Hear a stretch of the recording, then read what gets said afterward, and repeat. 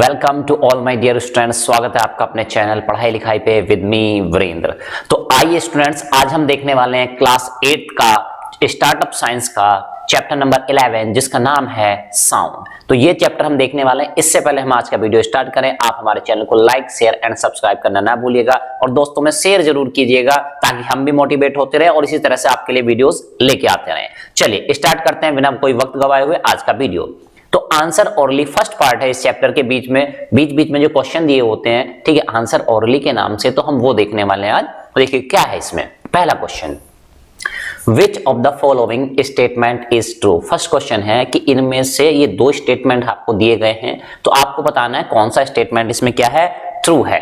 तो चलिए देखते हैं। ए दिया है sound produces vibration. Sound produce करती है क्या, वाइब्रेशन प्रोड्यूस करती है। और सेकंड है वाइब्रेशन प्रोड्यूसेस साउंड, यानी साउंड की वजह से वाइब्रेशन होते हैं या वाइब्रेशंस की वजह से साउंड होती है। तो जानते हैं इसका। देखिए सही आंसर क्या हो जाएगा। सही आंसर है वाइब्रेशन प्रोड्यूसेस साउंड, ठीक है, यानी कि वाइब्रेशन की वजह से साउंड प्रोड्यूस होती है। This is the true statement, ठीक है। अब मैं बता देता हूं, है ना, आपने 8th क्लास में ये सब चीजें पढ़ रहे हैं। साउंड प्रोड्यूसेस वाइब्रेशन, तो क्या साउंड वाइब्रेशन प्रोड्यूस कर सकती है? तो जी हाँ, ये कर सकती है, लेकिन अभी हम क्लास 8 में पढ़ रहे हैं, ठीक है। तो फिलहाल हम कहेंगे कि वाइब्रेशन प्रोड्यूसेस साउंड, यानी अपनी क्लास के अकॉर्डिंग ही आंसर देने वाले हैं। चलिए next, the motion of A vibrating body is called. The motion of A vibrating body, यानी कोई बॉडी अगर वाइब्रेट कर रही है, ठीक है, टू एंड फ्रो वाइब्रेट कर रही है, तो उसका जो मोशन होता है उसको हम क्या कहते हैं, ठीक है। तो राइट आंसर जानते हैं। देखिए राइट आंसर हो जाएगा ऑक्सीलेटरी मोशन। क्या कहेंगे उसको? Oscillatory motion. जब कोई बॉडी वाइब्रेट कर रही होती है तो उसको कहते हैं oscillatory motion. Next, what will be the frequency of a sound which is produced when the vocal cords are tight and thin। आपसे पूछा जा रहा है फ्रीक्वेंसी क्या होगी साउंड की, जब वो साउंड प्रोड्यूस की गई है उसकी फ्रीक्वेंसी क्या होगी जबकि वोकल कॉर्ड्स जो होती है आर टाइट, वो टाइट होंगी और थिन, पतली होंगी, तब क्या होगा, ठीक है। उसकी फ्रीक्वेंसी के बारे में पूछा जा रहा है। Answer is when the vocal cords are tight, जब वोकल कॉर्ड्स टाइट होती है, एंड आर थिन, और कैसी होती है, वो थिन होती है। The voice is of high frequency, उस टाइम पे वॉइस की फ्रीक्वेंसी क्या होती है बेटा, हाई होती है। क्या होती है? हाई। चलिए नेक्स्ट क्वेश्चन पे चलते हैं। The speed of sound is maximum in and minimum in. आपसे पूछा गया है कि जो स्पीड होती है साउंड की वो किस में मैक्सिमम होती है और किस में मिनिमम होती है। तो राइट आंसर हो जाएगा it is maximum in solids and minimum in gases. यानी कहने का मतलब है साउंड जो स्पीड होती है वो ज्यादा होती है किसमें, सॉलिड्स में, और मिनिमम कम से कम होती है किसमें, गैसेस में। चलिए नेक्स्ट देखते हैं। आंसर ओरली, सेकेंड टाइम आए आंसर ओरली। चलिए इनको भी चेक करते हैं। First question, define the following terms. In terms को आपको डिफाइन करना है। कौन कौन से टर्म्स हैं? Oscillation, infrasonic sound, amplitude and loudness. ये इनकी डेफिनेशन आपको देनी है यहाँ पे। चलिए देखते हैं। ऑक्सीलेशन की बात करते हैं। Oscillation is a regular movement of an object between one position and another. यानी कि ऑक्सीलेशन क्या है, किसी एक पोजीशन के ही, ठीक है, दोनों साइड, यानी कि between one position and another. मतलब यहाँ पे आप समझिए ये पोजीशन है, इसके इधर गया, इसके इधर गया, ठीक है, इस तरह से, यानी इस पोजीशन के दाएं बाएं, ठीक है, या ऊपर नीचे इस तरह से मोशन करता रहता है। तो इसको कहते हैं एक पर्टिकुलर वैल्यू के मीन पोजीशन के, है ना, किसी पर्टिकुलर पॉइंट के दाएं बाएं या राइट साइड लेफ्ट साइड इस तरह से मोशन करना, इसको हम क्या कहते हैं? इसको हम कहते हैं oscillation. Next, infrasonic sound of frequency lower than 20 kilohertz are called infrasonic sounds। देखो बेटा, इंफ्रासोनिक, तो आप एक चीज समझ लीजिए कि भाई इंफ्रासोनिक क्या होती है। ये साउंड जो होती है हमारी, उसकी स्पीड से जो कम स्पीड से चलती है उसको कहते हैं इंफ्रासोनिक साउंड। और जनरली क्या होती है, तो देखो भाई उसकी फ्रीक्वेंसी, है ना, यानी कि आप ऐसे भी कह सकते हैं इनकी फ्रीक्वेंसी के टर्म में यहां पे बात की जा रही है। तो देखिए sound of A frequency lower than 20 hertz, यानी कि ऐसी साउंड जिसकी फ्रीक्वेंसी कम होती है साउंड की फ्रीक्वेंसी से, उसको हम क्या कह रहे हैं, इंफ्रासोनिक। और अभी आएगा सुपरसोनिक, ठीक है। तो सुपरसोनिक मतलब साउंड से ज्यादा। चलिए आर कॉर्ड, तो ऐसी फ्रीक्वेंसी, ऐसी साउंड की फ्रीक्वेंसी जो होती है 20 हर्ट्ज से कम होती है उसको कहते हैं infrasonic sound.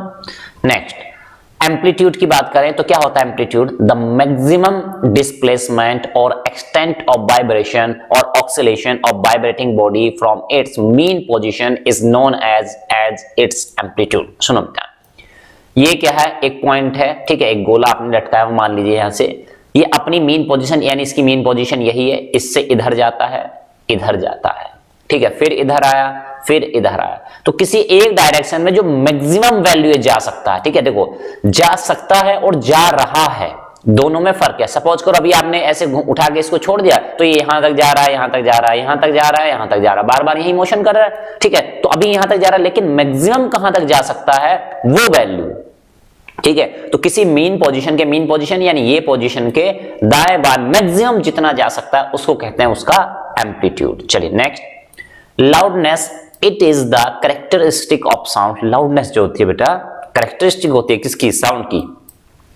which distinguishes a feeble sound from a loud sound, यानी कि डिफरेंशिएट करता है, डिस्टिंग्विश करता है किसमें? जिसकी आवाज कम है और जो क्या है लाउड है, one of the same frequency. लेकिन ध्यान रखना है फ्रीक्वेंसी दोनों की सेम होनी चाहिए, यानी सेम फ्रीक्वेंसी की वो साउंड जो डिफरेंशिएट की जाती है किसके द्वारा कि भाई ये हल्की साउंड है या भारी साउंड है ना, लाउड है कि हल्के।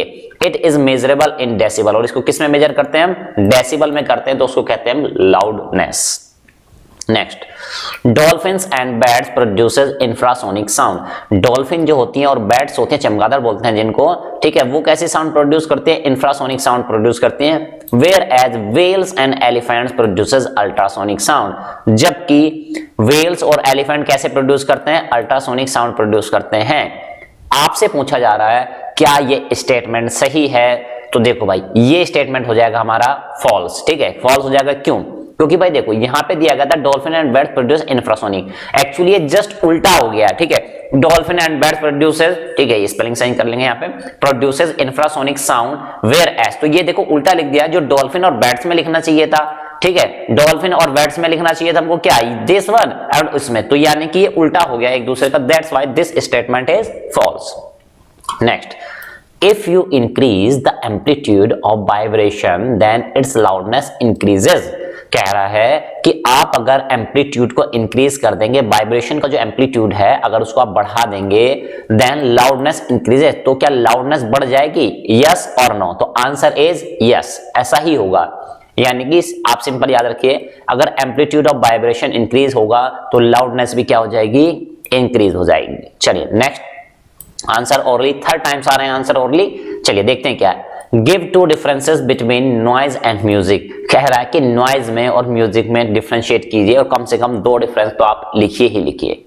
चलिए देखते हैं क्या है डिफरेंस नॉइज और music. Noise is a sound which is not pleasing to the ears, जैसे प्लीजेंट कहते हैं ना कि मतलब कानों को सुकून देने वाला, बहुत मेलोडियस लग रहा है, ठीक है। तो देखो कह रहा है कि noise is a sound which is not pleasing, यानी ये कानों को बिल्कुल भी अच्छी नहीं लगती, सुहाती नहीं है कानों को, तो उसको हम कहेंगे नॉइज। यानी नॉइज होगा कि म्यूजिक होगा ये डिपेंड करता है कि आपको वो अच्छी लग रही है कि नहीं लग रही है।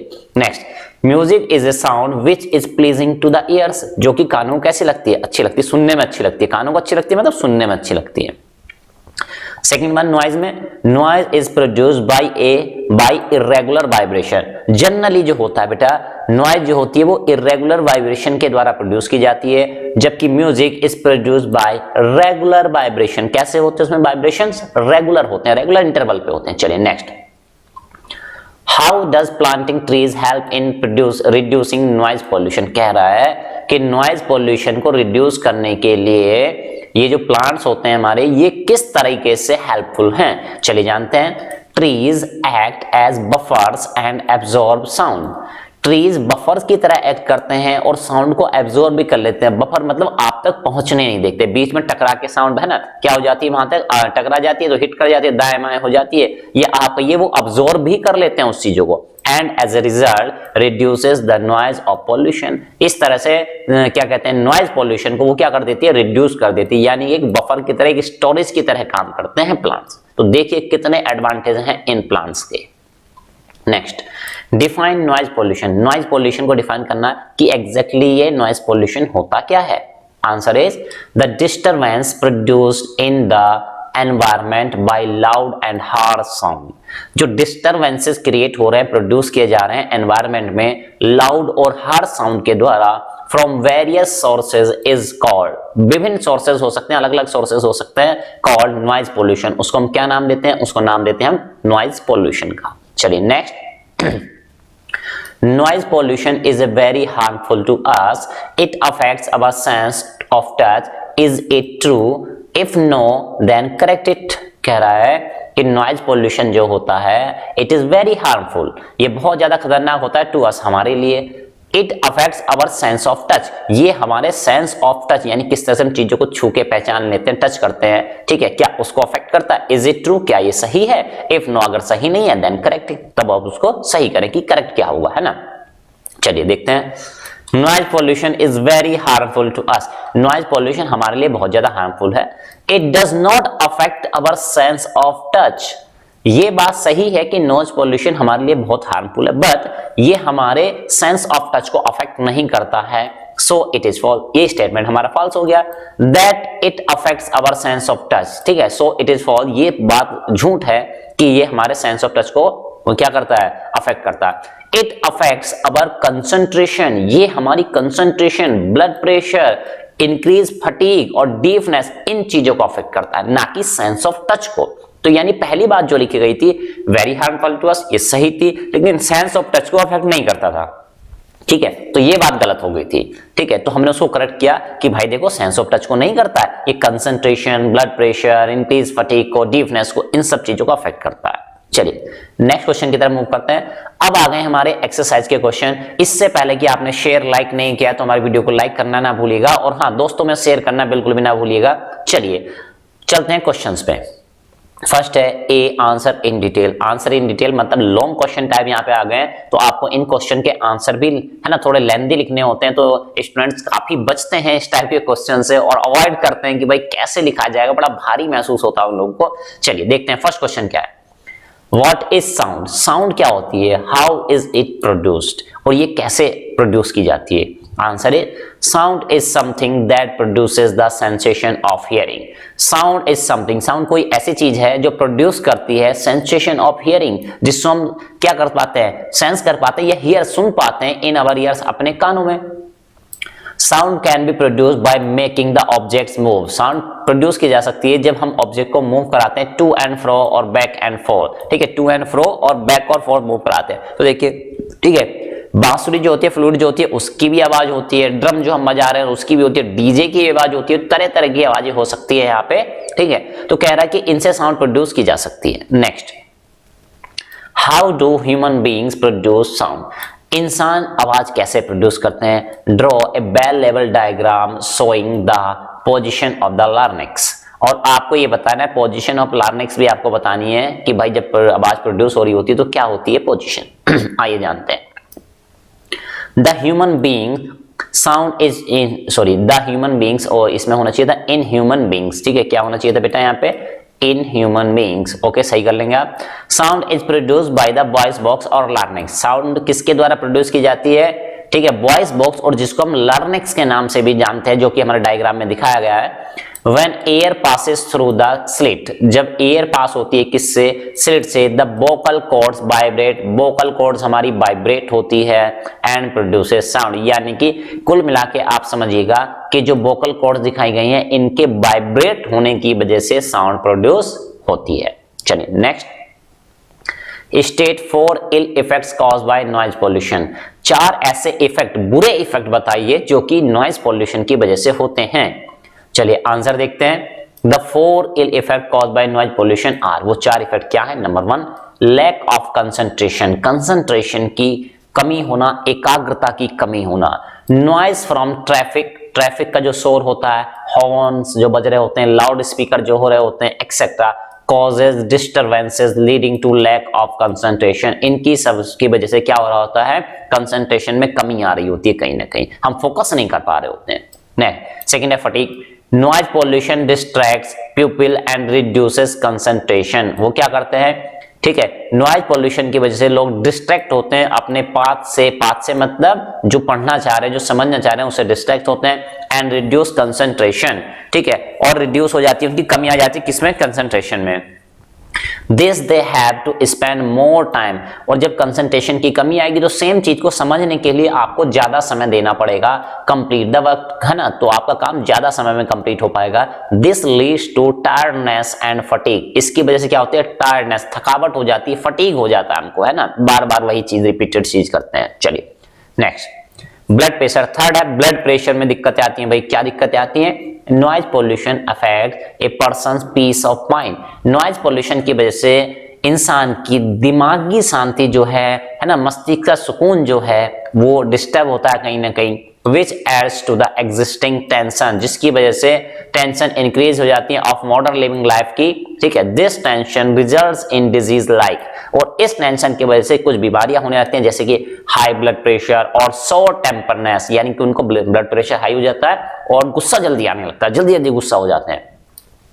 डीफनेस की बात करेंगे, नॉइज पोल्यूशन कॉजेस टेम्परेरी और परमानेंट डीफनेस, नॉइज पोल्यूशन की वजह से टेम्परेरी कुछ समय के लिए ना सुनाई देना या अक्सर सुनाई ना देना, परमानेंट डीफनेस और एक बार ही बहकिया हो जाना, उनको डीफनेस हो जाना, लगा मतलब कंटिन्यूटी में हो जाना। नॉइजी प्लेसेस, जो यहाँ पे कहाँ रह रहे हैं, नॉइजी प्लेसेस पे रह रहे हैं, यानी उनको जनरली सुनाई देना बंद हो जाता है। Next, fourth, explain why sound can travel through a solid, liquid and gas but not through a vacuum. आपको ये बताना है कि भाई ये जो साउंड है वो सॉलिड में ट्रेवल कर सकती है, लिक्विड में कर सकती है, गैस में कर सकती है, लेकिन वैक्यूम में क्यों नहीं कर सकती है। चलिए जानते हैं answer. Sound is a form of energy, sound एक प्रकार की एनर्जी होती है। It needs a medium to propagate, इसको चलने के लिए एक मीडियम की रिक्वायरमेंट होती है, मतलब सहायक की जरूरत होती है। मतलब इसकी एक, जैसे वो कहते हैं ना कि भाई जो लंगड़ा के चलते हैं उनके लाठी की जरूरत होती है, ऐसी साउंड को चलने के लिए एक मीडियम की जरूरत होती है, ठीक है। The vibrating body transfer it's energy, जो बॉडी वाइब्रेट हो रही होती है वो अपनी एनर्जी ट्रांसफर कर देती है किसको, टू द नाइबरिंग मॉलिक्यूल, पास आस पड़ोस में जो मॉलिक्यूल्स होते हैं, मतलब जैसे कि भाई सॉलिड कोई चीज है तो उसके पास बहुत सारे मॉलिक्यूल होंगे, ठीक है। तो जब ये मॉलिक्यूल वाइब्रेट करते हैं तो ये वाला मॉलिक्यूल अगले वाले को अपनी एनर्जी देता है, ये उससे अगले वाले को, ये उससे अगले वाले को, ये उससे अगले वाले को, ऐसे प्रोसेस चलता रहता है, ठीक है। तो एक मॉलिक्यूल से दूसरे मॉलिक्यूल, दूसरे मॉलिक्यूल से तीसरे मॉलिक्यूल, ये एनर्जी इस टाइप से ट्रांसफर होती रहती है, ठीक है। Molecules in a medium which in turns passes on the energy, और इसकी वजह से एनर्जी एक जगह से दूसरी जगह ट्रेवल करती रहती है टू द अदर मॉलिक्यूल, एक मॉलिक्यूल से दूसरे molecule. The sound is propagated, इस तरह से साउंड आगे बढ़ती रहती है। Solid, liquid and gases all are medium, ये तीनों क्या है, मीडियम है, इनके पास पार्टिकल्स हैं, मॉलिक्यूल्स हैं, एंड हैव मॉलिक्यूल्स, और इनके पास मॉलिक्यूल्स हैं। बट वैक्यूम यानी जो निर्वात होता है, जहां कुछ है ही नहीं, कोई चीज एग्जिस्ट ही नहीं करती है, हैज नो मॉलिक्यूल्स, उसके पास मॉलिक्यूल्स है नहीं, तो साउंड कैसे चले भाई। So sound not travels through vacuum, इसलिए साउंड वैक्यूम में ट्रेवल नहीं करती है। चलिए next, draw a well level diagram of human ear, human ear का एक वेल लेवल डायग्राम आपको बनाना है, ठीक है। तो स्टूडेंट्स के लिए काफी कॉम्प्लिकेटेड होता है ये डायग्राम, लेकिन बेटा बनाना तो है, ठीक है। तो भाई हमारे चैप्टर में रखा है और एग्जाम्स के लिए भी इंपॉर्टेंट हो जाता है, तो यानी आई की स्ट्रक्चर आपको ये बनानी है, ठीक है। आप बुक से देख से बना सकते हैं, यहाँ से भी बना सकते हैं। चलिए नेक्स्ट क्वेश्चन में मूव करते हैं, और इनके पार्ट्स को है ना मेंशन करना ना भूलिएगा, ठीक है। पता चले आप डायग्राम बना के चले गए और नेमिंग वहां पे करके नोमेनक्लेचर करके नहीं है, ठीक है, तो वो भी गलत हो जाता है। चलिए next, B, answer briefly, answer briefly देखने वाले हैं, यानी आपको कम शब्दों में आंसर देना होता है इन क्वेश्चंस में। चलिए पहला question, name the property which decide whether a given sound is audible और इनऑडिबल। आपको बताना है वो कौन सी प्रॉपर्टी है जिससे हम ये डिसाइड कर पाते हैं कि ये जो गिवन साउंड है जो हम सुन रहे हैं, सुनाई दे रही है, इज ऑडिबल, क्या हम इसको सुन पा रहे हैं, और इनऑडिबल, मतलब कहने का ये है, अभी मैंने बोल दिया था कि जिसको हम सुन रहे हैं ऐसा नहीं है, ठीक है। सुनो, वो कौन सी प्रॉपर्टी है जिससे हम ये डिसाइड कर पाते हैं कि ये ह्यूमंस के लिए ऑडिबल होगी, कि इंसान इसको सुन पाएंगे कि नहीं सुन पाएंगे, ठीक है। तो ये यानी किसी चीज को हम सुन पाएंगे नहीं सुन पाएंगे, ये किस चीज से डिसाइड होता है, ठीक है। चलिए देखते हैं, frequency is the property which decides, frequency वो प्रॉपर्टी है जो डिसाइड करती है whether a given sound is audible और इनऑडिबल। फ्रीक्वेंसी वो प्रॉपर्टी है जिससे डिसाइड होता है कि हम उसको सुन पाएंगे कि नहीं सुन पाएंगे, it is audible to us और नॉन और इनऑडिबल टू अस। चलिए next, how can you distinguish between different sound, आप अलग अलग साउंड में डिफरेंशिएट कैसे कर पाते हैं कि ये साउंड ये वाली है, वो साउंड ये वाली है, तो मतलब कैसे डिफरेंशिएट कर पाते हैं हम? आंसर है we can differentiate between different sound on the basis of, दो तरीके से हम डिफरेंशिएट कर पाते हैं, दो चीजों के बेसिस पे। नंबर 1 लाउडनेस, नंबर 2 पिच, इन दो चीजों के बेसिस पे हम डिफरेंशिएट कर पाते हैं। Second, what are various sources of noise pollution, noise pollution के कौन कौन से सोर्सेज हैं?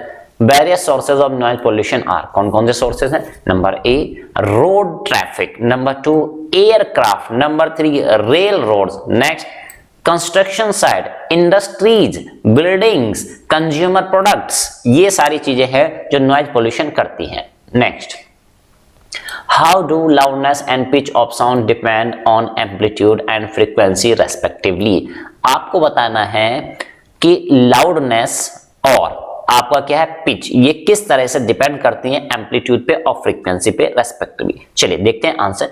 तो जहां तक पहले बात करेंगे लाउडनेस की, more the amplitude louder is the pitch, amplitude जितना ज्यादा होगा उतनी ही क्या हो जाएगी? लाउडर हो जाएगी साउंड, ठीक है। Pitch, the more is the frequency, similar is the sound, ठीक है। यानी कि पहले पूछा गया था depend on amplitude and frequency respectively, तो लाउडनेस के लिए पूछा गया था वो एम्पलीट्यूड पे कैसे डिपेंड करती है, और पिच के बारे में पूछा गया था फ्रीक्वेंसी कैसे करती है। तो फर्स्ट पार्ट का आंसर हमने दे दिया है, मोर द एम्पलीट्यूड, जितना ज्यादा एम्पलीट्यूड होगा उतनी ज्यादा लाउडर साउंड हो जाएगी, ठीक है, लाउडनेस उतनी ज्यादा हो जाएगी। सेकेंड, पिच की बात करें, मोर इज द फ्रीक्वेंसी, जितनी ज्यादा frequency, similar is the sound and sound, और पिच इज हायर, उतनी ज्यादा पिच क्या होती है? हायर होती है। नेक्स्ट चलते हैं सी पार्ट पे, आंसर इन वन वर्ड और ए फ्यू वर्ड्स में आंसर देना होता है। वन है, फर्स्ट वाला पार्ट है, state whether the following statements are true और फॉल्स, मतलब ट्रू और फॉल्स स्टूडेंट के फेवरेट क्वेश्चन यहाँ पे आ गए हैं, ट्रू और फॉल्स। चलिए देखते हैं क्या है पहला question. Sound travel faster through air than through water, sound ज्यादा तेज ट्रेवल करती है in air than through water, water से ज्यादा तेज ट्रेवल करती है क्या? भाई ऐसा तो हमने बताया नहीं था, हमने क्या बताया था? दिस स्टेटमेंट इज फॉल्स, मतलब भाई आपको बताया गया था जहां मीडियम होता है सॉलिड में सबसे ज्यादा तेज, लिक्विड में उससे कम, एयर में और कम, ठीक है, इस तरह से साउंड ट्रेवल करती है, that's why it is false. Next, sound can be produced by beating an object irrespective of whether vibration are produced और नॉट, कह रहा है कि साउंड प्रोड्यूस की जा सकती है बाय बीटिंग, बीटने से किस चीज को? एन ऑब्जेक्ट, ऑब्जेक्ट को, इररेस्पेक्टिव, और ये हम ध्यान नहीं दे रहे हैं वेदर वाइब्रेशन आर प्रोड्यूस, की वाइब्रेशन प्रोड्यूस हो रहे हैं और नॉट हो रहे हैं कि नहीं हो रहे हैं। तो क्या ये बात सही है? जी नहीं, ये बात भी सही नहीं है। क्यों? कि भाई वाइब्रेशन ही नहीं होंगे तो साउंड कैसे होगी? क्योंकि हमने पढ़ा था कि वाइब्रेशन प्रोड्यूसेस साउंड, वाइब्रेशन की वजह से साउंड प्रोड्यूस होती है, तो भाई ये क्या मतलब कि चाहे वाइब्रेशन प्रोड्यूस होना हो, है ना, तो that's why this statement is false. Third, the number of oscillations per second of vibrating object is called its time period. No my dear, the number of oscillation per second, एक second में होने वाले oscillation of vibrating object is called time period, क्या उसको हम time period कहते हैं? जी नहीं, उसको कहते हैं frequency कहा करते हैं, तो that's why this statement is false. Next, noise pollution may cause partial hearing impairment, noise pollution की वजह से पार्शियल, ठीक है, यानी थोड़ा बहुत हियरिंग इंपेयरमेंट, कि आप नहीं सुन पाएंगे थोड़ा बहुत टेम्परेरी, क्या ऐसा हो सकता है? तो this statement is true, noise pollution बिल्कुल ऐसा हो जाता है नॉइज पॉल्यूशन की वजह से। Next, Dolphins have an unusual ability of sensing low pitch sound. Dolphin के पास एक अनयूजुअल टाइप की एबिलिटी होती है जिसकी वजह से वो सेंस कर पाती हैं लो पिच साउंड को। क्या ये बात सही है? जी हाँ, ये बात बिल्कुल सही नहीं है, ये बात बिल्कुल गलत है। क्यों? Dolphins have unusual ability of sensing low pitch sound, जी नहीं, वो लो पिच साउंड को भी क्या कहते हैं, सुन नहीं पाती हैं। नेक्स्ट क्वेश्चन की तरफ मूव करेंगे। The sound waves are collected by pinna. कह रहा है कि साउंड वेव जो कलेक्ट की जाती है वो किसके बाद? पिन्ना के द्वारा कनेक्ट की जाती हैं। तो क्या ये स्टेटमेंट सही है? तो दिस स्टेटमेंट इज ट्रू। क्या हो जाएगा बेटा? This statement is true. चलिए नेक्स्ट चलते हैं।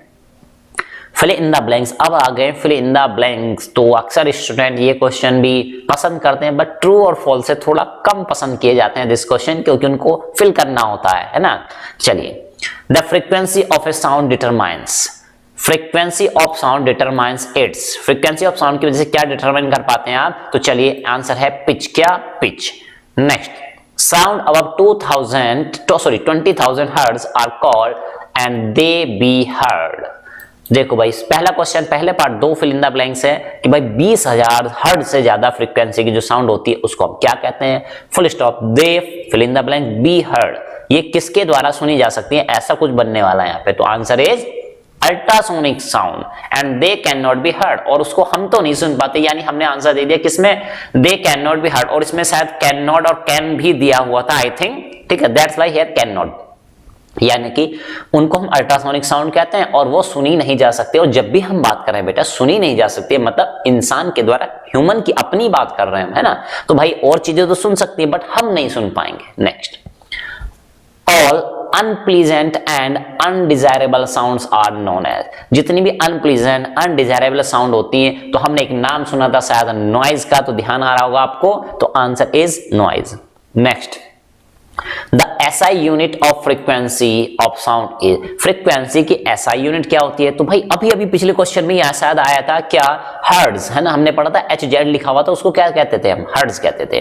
Next, the more is the frequency shriller is the sound, क्या भाई ऐसा होता है क्या, the more is the frequency shriller is the sound, ठीक है, तो बिल्कुल सही बात है। चलिए next, sound can not travel through, sound travel नहीं कर सकती, तो एक हमने वैक्यूम नाम की चीज सुनी थी, तो आंसर हो जाएगा यहाँ पे वैक्यूम, क्या हो जाएगा बेटा, vacuum is the right answer. Next, match the columns, आपको कॉलम्स मैच कराने हैं। अब चलिए चलते हैं क्या है कॉलम्स, तो देखो भाई ऐसे करके हमारे कॉलम्स दिए गए हैं 1 2 3 4 5 6 कॉलम दिए गए हैं, तो फिर मैं कहता हूं कि आपसे इस टाइप के मैचिंग वाले क्वेश्चन जब भी आया करें, तो आप उसको पहले जो आपको चीजें आती हैं पहले उनको मैच करा लिया करें, ठीक है, पहले उनको क्या करा लिया करें, मैच करा लिया करें। तो देखो भाई मैं वैक्यूम अभी पढ़ के आ रहा हूं कि वैक्यूम में क्या होती है ना, साउंड नॉइज, जो ये साउंड जो है वो चल नहीं पाती, मूव नहीं कर पाती है, ठीक है, तो चलिए पहले वैक्यूम को ही मिला लेता हूं, ठीक है, देखो कहीं दिया सेकंड वाला दिया, a medium through which sound can not travel, एक ऐसा मीडियम